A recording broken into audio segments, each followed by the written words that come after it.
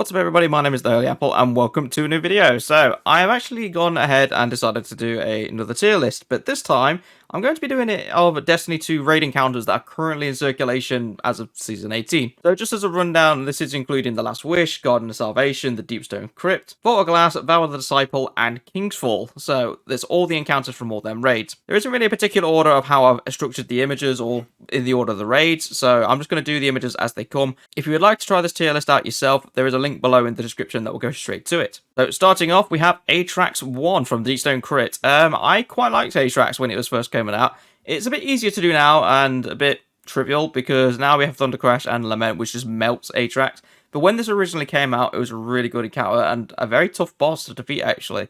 I would actually put this in C tier to start with, actually. If it was still quite difficult to beat her and we didn't have kind of cheeses like Lament and Thunder Crash, then this would probably be a B tier kind of encounter. It is a very nicely structured boss, and I do like how the mechanics actually work in this encounter as well. Next up, we have Descent. So this is where you first properly meet Taniks and you can't do any damage to him and he's trying to set off nuclear cores. So this encounter is quite chaotic at times. Obviously now with the high power levels, not so much, but back when it first came out, this was absolutely manic to do. So again, I'm quite happy to put that into C tier as well. I know it's a very weird start with it just being C's, but it is what it is, I'm afraid. On this list, I just know there's far better encounters. And I've just kind of noticed that all the images are together in the actual raids, but they're not in the proper order. So it looks like we're starting off with Deep Stone Crypt, then going to Garden of Salvation, then it's Kingsfall for some reason, and then we're going back to The Last Wish.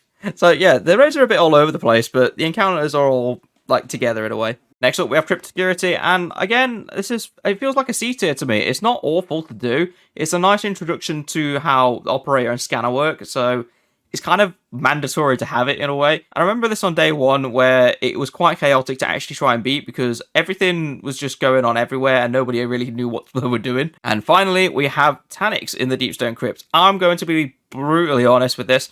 D tier. The Taniks fight doesn't really offer that much when it comes to actual engagement.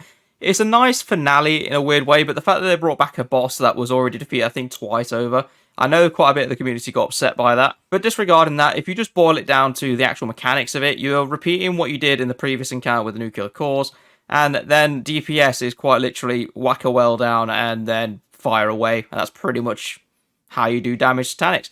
Not to mention, obviously, power levels at this point. You can pretty much one-phase or two-phase him now, so it's not even a challenge anymore, if I'm being honest. Moving on to the Garden of Salvation raid, and we have the Consecrated Mind, I believe this is. So, the Eyes. This one, I actually quite like the encounter, so I'm actually going to knock this up to B tier. Because in all honesty, with that encounter, it does require a fair bit of know-how in order to actually do it, albeit it doesn't take a lot of damage to kill it. The mechanics behind it are easy to make a mistake on if everyone is not clued up on how to do them. Not to mention you have to execute these fluidly and communicate with two different teams, so it kind of has add a little bit of challenge to it. And then we have the first encounter from the Garden of Salvation, which I think is called a merge or something, I'm not quite sure. But I do quite like it. It's kind of like an introduction to how the tethering works in this raid. It is vital for it to be there. But in terms of difficulty, it's not really that hard. It is pretty much just tether a few gates together and then run straight down a long strip and then you're done with the encounter. So I think I might actually put that into C tier, but I will mention it is just barely into C tier. It's very nearly into D tier with Taniks. And from Garden of Salvation again, we have the Sanctified Mind, which is the final boss of it. And this guy can be quite tricky to deal with. Again with Taniks, if it was simply just a standstill and kill the enemy, this would be pretty much D tier straight away.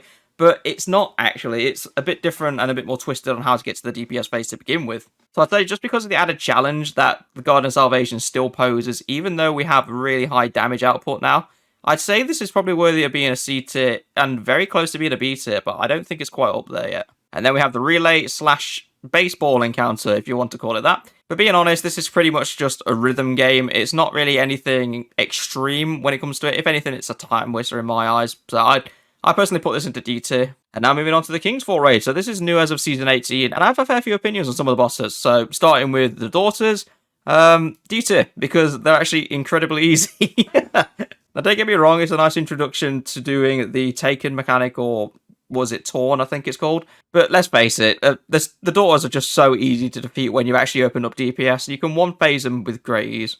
Next up, we have Golgoroth, and Golgoroth wasn't too bad of a fight. The mechanics themselves are a bit finicky to get used to start with, but when you've got people consistently getting it right, then it becomes not really much of a challenge, but a slugfest. I can't exactly put it into D tier because there is movement involved when it comes to dealing DPS. You have to move between 6 different pools, so I would put this into C tier, actually. It's hard enough just to be in C tier. And just as a disclaimer, no, I'm not judging everything on difficulty. I'm just trying to find reasons to actually put them high. I don't think there's many that are going to be in the A and S tiers, if I'm being honest. But moving on to Oryx himself, I'm not going to lie, I love this encounter. It's pretty much nailed on when it comes to encounters, and the damage phases aren't too easy at the minute anyway. I'm sure when power level goes up, it will be a lot harder, but right now, it has just about the right amount of health to make it a challenge, but at the same time, if you can't get the mechanics down either, getting to DPS is pretty much an impossibility. On top of that, I do love the arena and the aesthetics for the entire raid, so I will put this into B tier as well. Going over to the totems now, and this is arguably one of the most challenging encounters of the entire Kingsfall raid.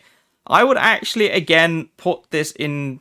I know I was going to say B tier, but I think I'll actually put this into C tier, if I'm being honest. The reason I say that, and I don't put it into B tier, is because it's just difficult enough, so if you don't know what you're doing, you're never going to beat it. But when you start getting a rhythm down, it becomes a monotone exercise and you're actually able to clear it quite easily.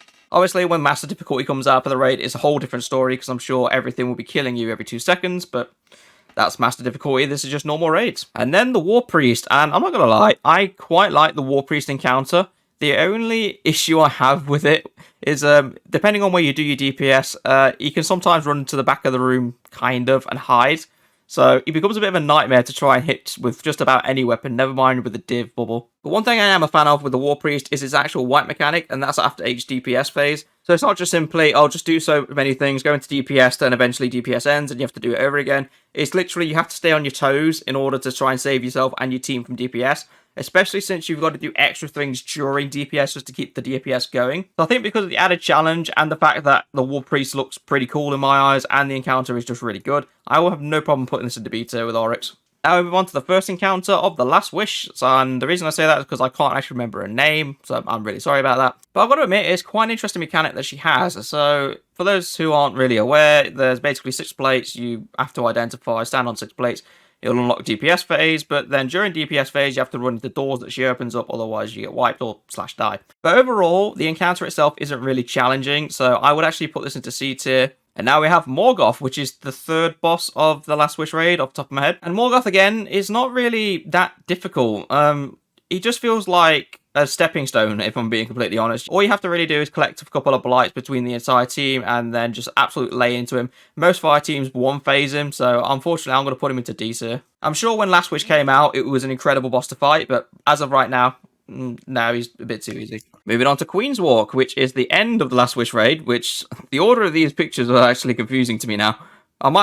I probably should have rearranged these at the start of the video. But anyway, Queen's Walk. So, Queen's Walk itself isn't too tough an encounter. It's just more communication focused, if anything. It's not a bad encounter, and it does add that level of suspense into the Last Wish to make you feel like you really are in a time limit of great danger. So I think at the start, you basically get chosen at random, and every 30 seconds, someone gets swallowed into Riven's heart, and then another person has to pick up the heart and carry on with the journey. And because of that, it's actually still fairly difficult to do for some fire teams today, provided they don't know the way, because the reality of it is you don't actually do any DPS. It just requires a lot of coordination between the 2 teams that are split between the inside the heart and outside the heart. And not to mention, I think it's just a really good encounter in general, so honestly, I'm quite comfortable giving it a C. And now Riven from the Last Wish raid, and again, I'm going to be brutally honest, Riven, weirdly enough, and I'm not talking about Riven cheese, we're just not going to go down that rabbit hole. Riven legit, however, is a really cool encounter, in my eyes. The amount of know-how that you need to learn just to beat Riven is absolutely mind-boggling. It's very easy to get lost and confused when you're doing the raid. So really props to teams that can do Last Wish consistently and probably beat Riven on the first try. I know any fire team that I've done it with can't do it on first try. And I'm obviously speaking doing it legit, not the cheese way. And it's also earning brownie points for me because Riven was technically the first large boss I ever fought when it came to Destiny 2 raiding. So that's another bonus on top of that. Obviously now DPS isn't really a problem, but I imagine back when this first came out, DPS was a nightmare to do. But I am quite comfortable putting Riven in a B tier position along with the others because there's just so much that goes on in the encounter itself that it's just worth playing just for that encounter. And now we have Shirachi, and I'm not going to lie, it's interesting what they're doing with the mechanics here, but I'll be honest, it just feels like a stepping block. There's not really anything that's too crazy that goes on.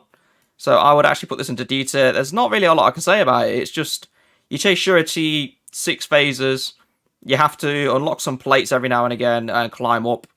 That's pretty much the encounter. Moving on to the vault, however, I know this used to be quite difficult for old Destiny teams when it first came out because of the Antumba Penumbra, the kind of debacle they had. Obviously, nowadays, there's countless guides going through what that actually means and how you can clear this encounter, but I still think today that this is still a really fun encounter to do. It makes you use your brain a bit, we'll put it that way, because whilst a lot of the encounters on this list are just quite generic and you tend to repeat them over and over again, this one has a bit of a random element to it, and you have to do a bit of thinking as well as know quite a bit about the encounter to progress through it. And for that, I think it actually earns a C rank. Now then, we've got Vault of Glass, and it looks like Atheon is on the chopping block first. So Atheon himself, I'm going to be honest, he probably just deserves a C rank. He's not anything incredibly special. If it wasn't a case of that we got super recharge on grenade abilities when he went into his DPS phase, then maybe this would be a bit higher. But honestly, he's not exactly the greatest of challengers to beat now. When it first came out, obviously, figuring out the oracles and trying to get it consistent was a bit difficult. But when you get that down, this battle becomes quite straightforward, so I'm happy putting him in C tier. Next, we have the Confluxes, which is the first encounter of the Templar room. So this is... it's an amusing encounter, but let's just be brutally honest, it's an out-clear encounter. There's nothing incredibly special that goes on with it. You just kill the wyverns as they come, and then overloads as they spawn. I'd put this into D tier. There's not really much special about it. Opening the gate on Vault of Glass. Again, nothing really spectacular about it. You just stand and guard 3 plates for a couple of minutes, and it would open the door. That is pretty much it. Now then, the Gorgons. So the Gorgons are a bit different when it comes to actually dealing with it, because you can't just run up and kill it like you do with everything else in every raid. It's just literally... you can't be seen by them or you die, or more or less the team wipes. So, and I can vouch for this, doing Vogue flawlessly and trying to avoid the oracles was basically high pressure moments, because when you go flawless and you get to the Gorgons, they are absolutely nightmarish to sneak past, and it literally just takes 1 split second of somebody poking their foot out at the wrong time, and that's it. The old team wipes, flawless run is dead. And obviously you can use Warcliff to absolutely melt a couple of them, but that's really only for emergencies, because I don't know if you can kill every single one of them. I imagine it'd be quite difficult to do that. But either way, I will put the Gorgons at C, because that is where I believe that belongs. Now we move on to the Oracles, which, I'm not going to lie, I quite like the Oracles encounter. It's just basic numbering and shooting these flashing little things that show up every now and again. But the one important thing about this is it requires communication. It's not anything to do with the DPS check. It is literally, if the team works together, then it works nicely.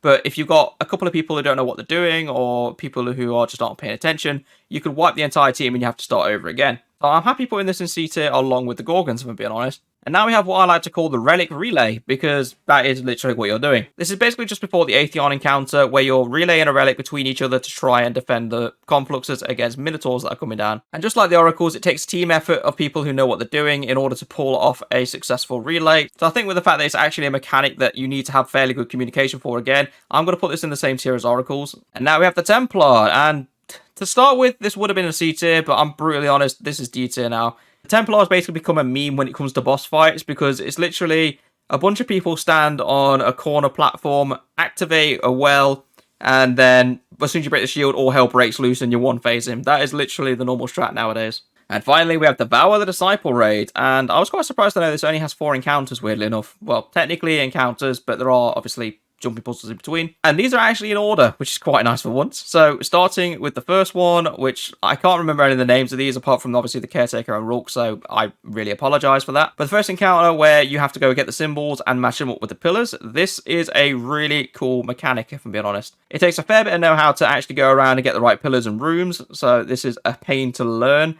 But that is basically a testament to me why this will be a challenge for times to come, and I'm pretty happy to put this into C tier as well. I've only just realised there is no A tier or S tier yet. And moving on to the Caretaker. So second encounter, which is technically the first boss. The Caretaker is actually a really good boss to deal with, because you're not just doing DPS to him, you have to actively stun him and keep him down in order to actually get to DPS him in the first place. And to activate the DPS phase as well is also a pain to do. So in my eyes, I think the Caretaker actually deserves to be on B rank, because I know obviously some of the higher tier players have soloed him, but it's still a challenge to teams that are not as experienced in raiding or haven't learned the raid yet. Alright, to the third encounter, which is to do with the relics, and again takes a fair bit of know-how of what each relic does and what the purposes are, but when you start getting it down, it's really rewarding when everything just flows smoothly. But I can't hold it in the same high regard as the Caretaker, so I will be putting this into C tier along with the other encounter. Now then, Rook, and if anybody knows anything about the videos that I make on this channel, they would know that a while ago that I made a poll about commenting on Ballad of the Disciple when it first came out, and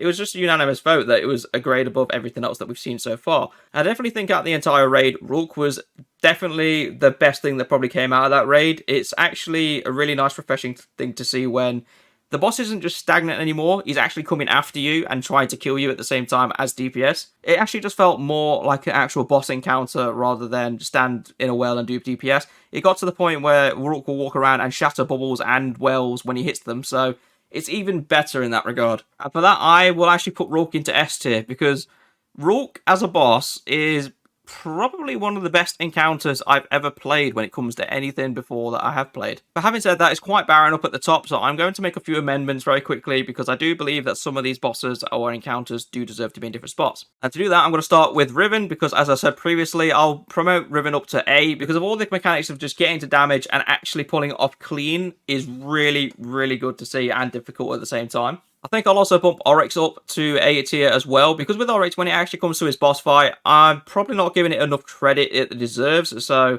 what I mean by that is not necessarily the mechanics that go behind it to actually get into DPS and actually doing DPS, etc. Just the pure aesthetic of the entire arena, and obviously with Oryx being bigger than the arena itself and interacting with the arena. On top of this, there's so many little bits inside of it as well. Not to mention when he's completed his DPS phase, there's like a 50-50 chance of him doing one ability or another. There's always that random element that's going to be in there, and you have to be prepared for it. And whilst I'm bumping things up as well, I think I'll actually bump up the totems to B, because the totems, I believe, are going to be a challenge like long into the future, even though we're like, let's say we get to 1700 power level, for example. I reckon totems will still be quite difficult to do just because of the mechanics behind it. Not to mention, I do like the fact that they have the Annihilator totems as a white mechanic rather than just something random they made up on the spot. It's quite a nice tie into all the hive magic that's going on. I'll tell you what, I'll bump one more up into B tier. I'm going to take the first encounter of Vow of the Disciple into B tier as well, because being brutally honest, it was a really cool encounter on whether it's day one or the multiple clears that I've got.